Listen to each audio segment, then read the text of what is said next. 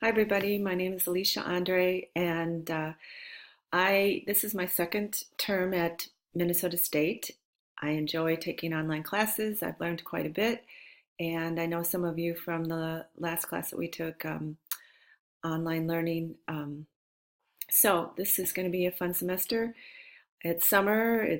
I'm going to try to manage my time well between gardening and traveling and reading and getting ready for my fall classes. I teach English as a second language in English, but I'm retraining in communications also. So I have a third field that I can work in.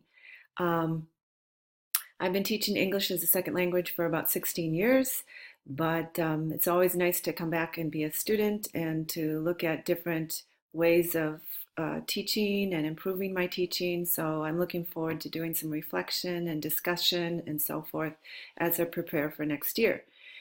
Um, let's see, you had some questions, sorry.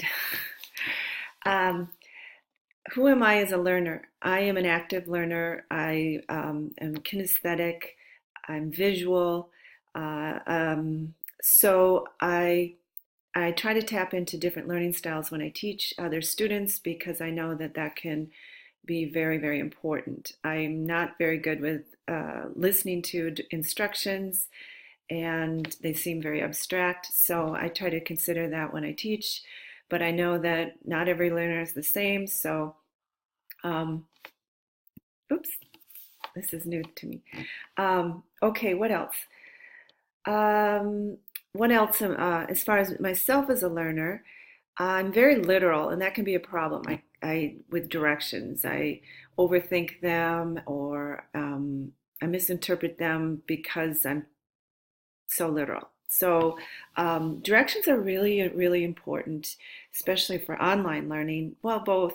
And as far as my attitude about teaching, because I know that sometimes the way we think we communicate instructions may not be as clear to our students. So I try to be sympathetic when students say they don't understand the assignment or they made mistakes on their assignment. I try to reflect and think, well, did I make some mistake here that made it confusing to the student?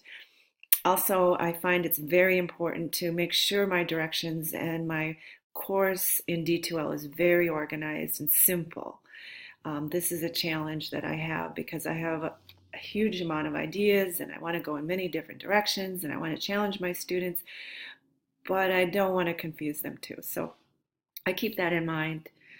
Um, let's see. Oh, me as a learner. I like to see value in what I'm learning. In other words, the assignment I feel needs to apply to my reality or the real world in some way. I have to have some kind of engagement. If it doesn't, I get frustrated and I feel like I'm spinning my wheels. So that when I create my own lessons, I'm also thinking about that. What is going to engage my students in learning? How can I create a situation where there'll be dynamic discussions and so forth? Okay. Describe, let's see. Okay, again, my attitude about teaching. How does this apply? I like to think of myself as a coach, not as a teacher or lecturer. Bronte said that she likes lecturing. She feels comfortable up there lecturing. I can, but I can't say that I do like lecturing, and I don't think I'm great at lecturing. So I recognize that it's important, though, so I have this kind of rule of thumb that I lecture for only about 15 minutes in the classroom. That's where I'm making sure they get those key points and reminding them of what they should be focusing on. Making those connections is important also. I like group work. I like a student-centered classroom. The idea of the flipped classroom that Bronte brought up is also something that I want to do, and I think it is a good mode of teaching. Putting the content in the students' hands and then having them read and do their assignments and then come to class to discuss and share as a community. I think that will make it more meaningful. Students will be more engaged. I think the outcomes definitely will be better. And I've noticed that in my own classroom because I've been trying to flip the classroom in some ways. It's not fully flipped, but I'm getting there. Well, I'm reaching the 5 minute mark and I don't want to talk too long. So, what else? I think I covered it all. Look forward to meeting you. Bye bye.